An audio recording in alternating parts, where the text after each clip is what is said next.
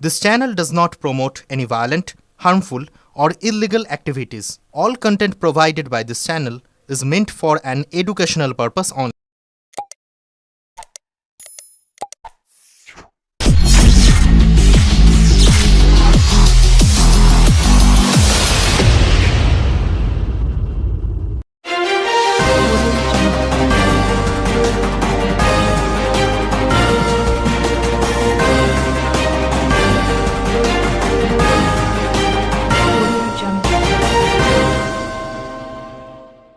অভিষেক বন্দ্যোপাধ্যায় কবেই MP cup শুরু করেছেন ডায়মন্ড হারবারে। তাকে দেখে এখন অনুসরণ করছে সবাই। তৃণমূল পথপ্রদর্শক বললেন রচনা বন্দ্যোপাধ্যায় সারা বছর কেনাকাটা করেন, তাই পুজোয় শাড়ি কেনেন না রচনা। বৃহস্পতিবার পান্ডুয়ার ইলছোবা মন্ডলায় উচ্চ বালিকা বিদ্যালয় কমিউনিটি টয়লেট উদ্বোধন করেন হুগলির সাংসদ রচনা বন্দ্যোপাধ্যায়। 2024-25 অর্থবর্ষের সাংসদ তহবিলের প্রায় 3,43,000 টাকা ব্যয় করে পান্ডুয়া ইলছোবা মন্ডলায় উচ্চ বালিকা বিদ্যালয় ছাত্রীদের জন্য টয়লেট তৈরি করা হয়েছে। জানা গেছে ওই বিদ্যালয়ের দীর্ঘদিন ধরে এটার প্রয়োজন ছিল। এদিন হুগলির সাংসদ রচনা তার উদ্বোধন করেন। সাংসদের পাশাপাশি এই দিনের এই অনুষ্ঠানে উপস্থিত ছিলেন পান্ডুয়া পঞ্চায়েত সমিতির সভাপতি ময়না মাঝি, পান্ডুয়ার ভিডিও শ্রীবন্তী বিশ্বাস সহ অন্যান্য আধিকারিকরা। বিজেপি জনসংযোগে পাড়ায় পাড়ায় নরেন্দ্র কাপ ফুটবল প্রতিযোগিতা করছে। সেই প্রসঙ্গে রচনা বলেন, তৃণমূল পথ প্রদর্শক অভিষেক বন্দ্যোপাধ্যায় কবেই ডায়মন্ড হারবারে শুরু করেছেন। আবহাওয়া দপ্তরের পূর্বাভাস অনুযায়ী পুজোয় বৃষ্টি হতে পারে, তবে কি ছাতা নিয়ে ঠাকুর দেখতে বেরোতে হবে? রচনা বন্দ্যোপাধ্যায় বলেন, পুজোয় যেন বৃষ্টি না হয়, সবাই যেন পুজোয় খুব আনন্দ করে। সারা বছর মানুষ এই 5টা দিনের জন্য অপেক্ষা করে থাকে, এই দিনগুলোতে বৃষ্টি যেন না হয়। পুজো এবারে অনেক এগিয়ে গেছে, সবার একটা ভয় আছে, তবে আশা করি বৃষ্টি হবে না। পুজোর সময় মানুষকে বস্ত্র দান করতে ভালো লাগে, একটু একটু করে সবার কাছে যাওয়ার চেষ্টা করি। নিজের জন্য কি কি শাড়ি কিনলেন? রচনা বলেন, নিজের জন্য কিছু কিনি না, সারা বছর প্রচুর কেনাকাটা হয়, 12 মাসে 13 পার্বণ। সাংসদ হওয়ার পর প্রচুর নিমন্ত্রণ পাই, যে কারণে সারা বছর কিনতে হয় পরার জন্য, তবে পুজোতে শাড়িই পরব।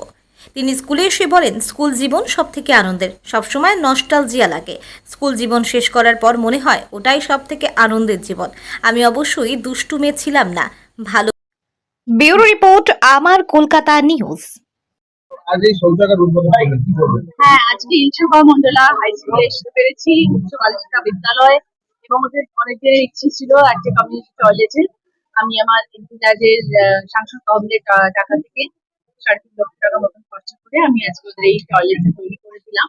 তারা ভীষণ খুশি হয়েছে, এবং মেয়েদের স্কুল নাচারে বুঝতেই পারছেন যে তাদের একটা হাইজিনের একটা ব্যাপার থাকে ভীষণ রকম ভাবে, এবং সেই জন্য এটা ভীষণ দরকারি একটা জিনিস ছিল। আগামী দিনেও আমি সবসময় বলেছি যে আমি শিক্ষা স্বাস্থ্যের দিকে আলো দিতে চাই, এবং আগামী দিনেও আমি চেষ্টা করবো পান্ডুয়াতে সব স্কুলে, বয়েজ হোক গার্লস হোক নির্বিশেষে, যাতে কমিউনিটি টয়লেট থাকে, তাদের যাতে বাথরুমের জন্য কোনো সমস্যা না হয়।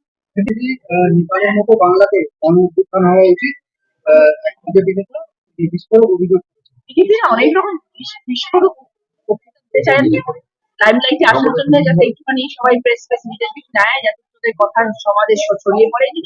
লাইমলাইটে থাকার জন্য মানুষের অনেকে অনেক কিছু করে, সেটা নিয়ে এখন আমি বলতে গেলে তারা আবার লাইমলাইটে চলে আসবে, আমার দরকার নেই। আমি বিজেপির সম্বন্ধে কোনো কথাই বলতে চাই না। বিধানসভা ভোটের আগে Narendra Modi cup football cup আয়োজন করে জনসংযোগ করতে যাচ্ছে বিজেপি। ফুটবল কাপ করতে হচ্ছে জনসংযোগ করার জন্য। All the best to them, খুব ভালো। আমার দিদি মানুষের পাশে থাকেন, আমার দিদি পথশ্রী নিয়ে আসেন, আমার দিদি কন্যাশ্রী নিয়ে আসেন, আমার দিদি সবুজ সাথী নিয়ে আসেন, আমার দিদি মানুষকে ভালোবেসে কাজ করেন। ফুটবল তো অনেক পরে। মোদী দিদি বলছে পুজোতে নাকি বৃষ্টি হবে, আবহাওয়া দপ্তর বলেছে, তাহলে কি না যেন না হয়, না যেন না হয়, সবাই যেন খুব আনন্দ করে। অনেক অনেক সারা বছর মানুষ মুখিয়ে থাকেন এই 5টা দিনের জন্য, এই দিন যেন বৃষ্টিটা না আসে। পুজো এবারে অনেক এগিয়ে গেছে, সবার একটা ভয় আছে বৃষ্টির জন্য, কিন্তু এবার আশা করি সেটা হবে। মোদী দিদি পুজোর সময় আপনি নতুন বস্ত্র বিতরণ করেন, কেমন লাগে? খুবই ভালো লাগে, খুবই ভালো লাগে।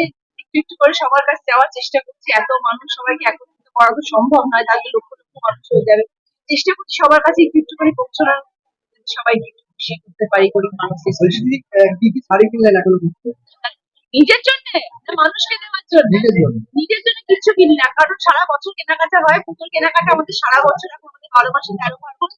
আর সব থেকে বড় কথা, সাংসদ হওয়ার পরে এত আমন্ত্রণ, এত নিমন্ত্রণ, শাড়ি সারা বছর পড়ার জন্য। তো অভিষেক ব্যানার্জি অনেকদিন আগে থেকে এমপি কাপ শুরু করে দিয়েছেন, একদম পশ্চিমবাংলার নাম্বার 1 ফুটবল কাপ হয়, যেটা অভিষেক ব্যানার্জি ক্যামেরা করেন।